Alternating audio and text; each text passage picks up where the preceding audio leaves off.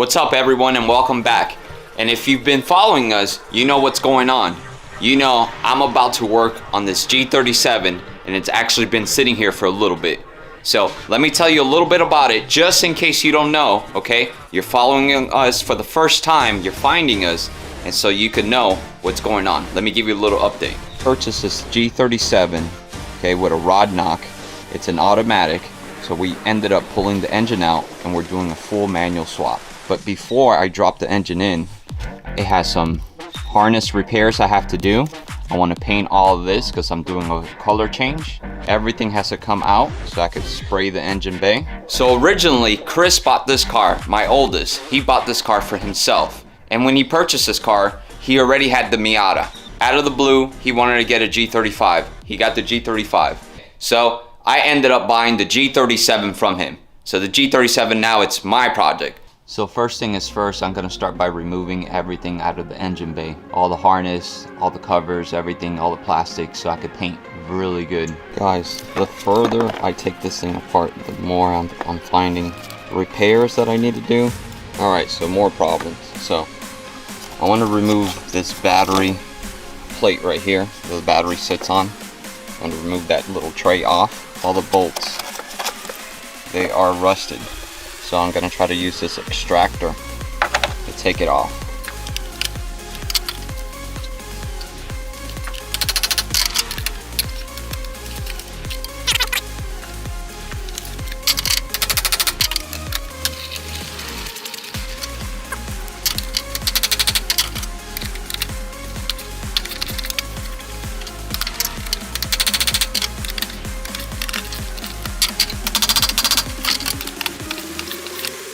Alright, so I can't get 2 bolts removed, okay?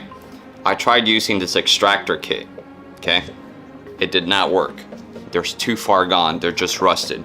So, I'm going to try to use this, okay? You're supposed to drill in the center and then use one of these and drive it into the center.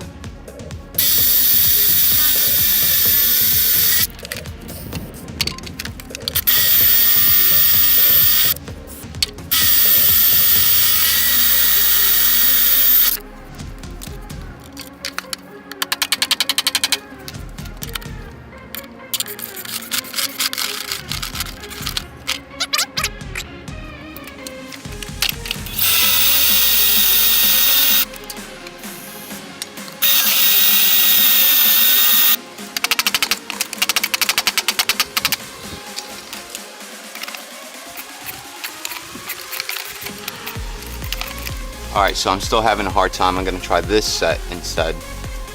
And hopefully I can get a good grip on it.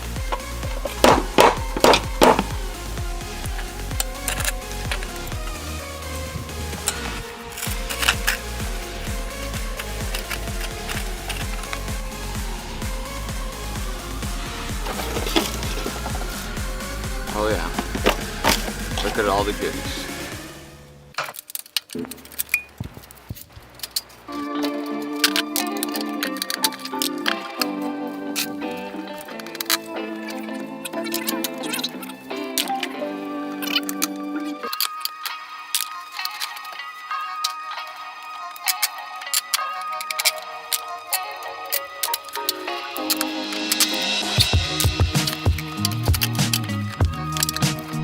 Alright, so I took apart as much as I am willing to take apart because I could keep going forever here. And now I'm going to try to clean everything up, vacuum some of the leaves that are in here. I mean, it's a hot mess.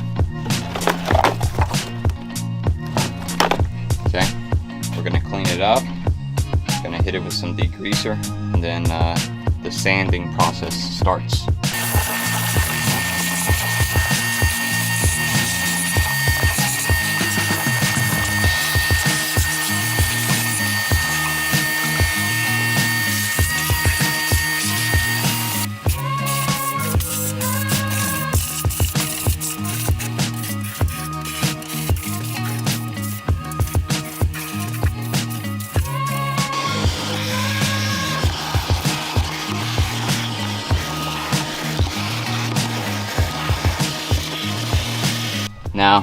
really dirty. It's filthy actually. So I'm gonna hit it with some degreaser and on to the next step.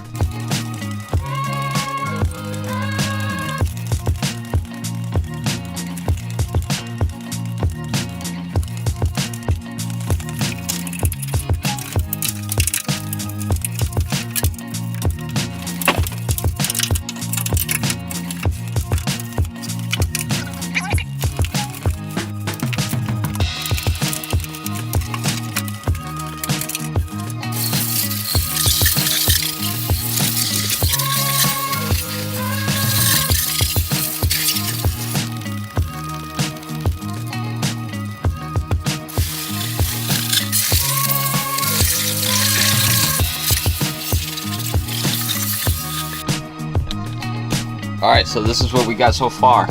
Got everything nice and degreased. It's looking a lot better. You can see. Got rid of all that nasty gunk. Now it's time to sand and prep for paint.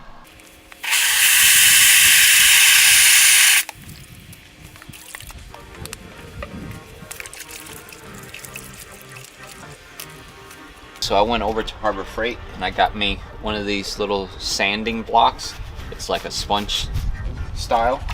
I put some Dawn soap in here, and as I sand with the Dawn soap, I'll be able to clean the surface and sand it down at the same time. And in this part I am wearing some gloves, because when you start sanding like this, if you guys are doing this, you will bump into something and you will make yourself bleed. So it's a good practice just to put on some gloves just to keep yourself from banging up into something when you're sanding, and keep yourself from bleeding. So let me show you how this works. As you dip the sponge in the soap, okay, and you sand, you're physically sanding and you're removing any type of grease, any type of grime that's on there, on the surface, and getting it ready for paint at the same time.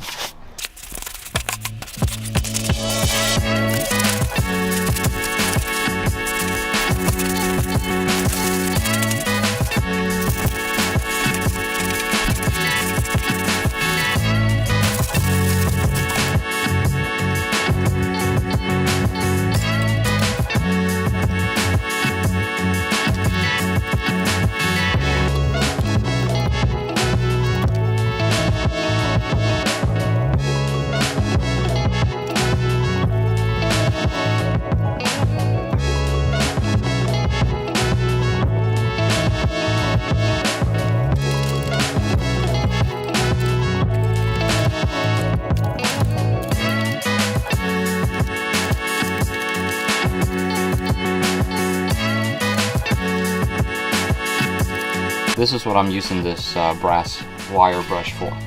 In every little corner, like in here, here, here, all of this, like this, okay? It's very hard to sand all that down, okay?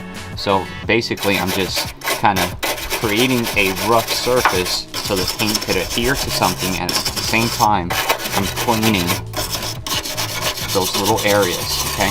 If this was the outside of the body, I would not be doing that. I would take my time with sandpaper.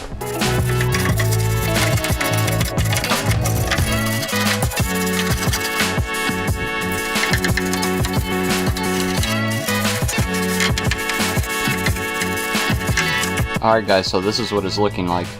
This is after one pass of sanding.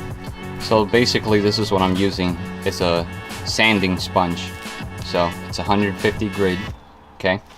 And yeah, you could pick this up at Harbor Freight, Lowe's, anywhere. And basically what it allows you to do is you could do what I was doing, dip it in some soapy water, you're cleaning the surface and sanding at the same time. And it's really nice because you could flip it to an angle, so those tight to reach spots, you could still catch it, you could still use it pretty nice. And this is what it's looking like. So I'm gonna go ahead and do one more pass with this, okay? And then it's on to letting it dry and painting it. This is the corner that the battery goes You can see where some of the battery acid has leaked down into here and has rusted away. It doesn't look too bad, it just seems to be surface rust. Okay, so I'm gonna have to get something to neutralize that before I paint it, but she's almost ready to go. It's starting to get pretty dark here, so I'm gonna call it a day, and we're gonna pick up again in the morning. Now I get to paint the engine bay. I'm gonna be using this Rust-Oleum paint.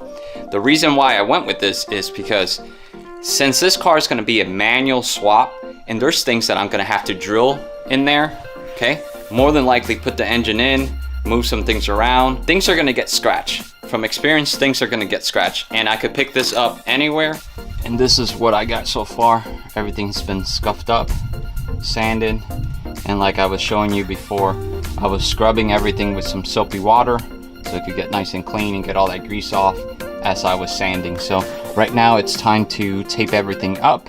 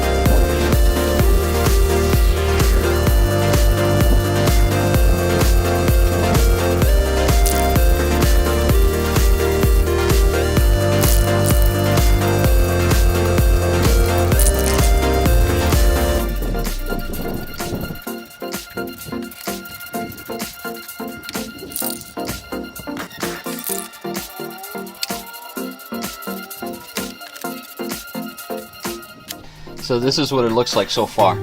I got everything sprayed in here. It's looking pretty nice, pretty clean. Okay, I'm gonna tackle, like I said, I'm gonna tackle that area and this area last. I just wanted to spray all of this so we could kind of set the engine in here, and then later I'll tackle this. Okay, but look how nice it looks. I mean, this is just spray paint, so pretty nice for spray paint.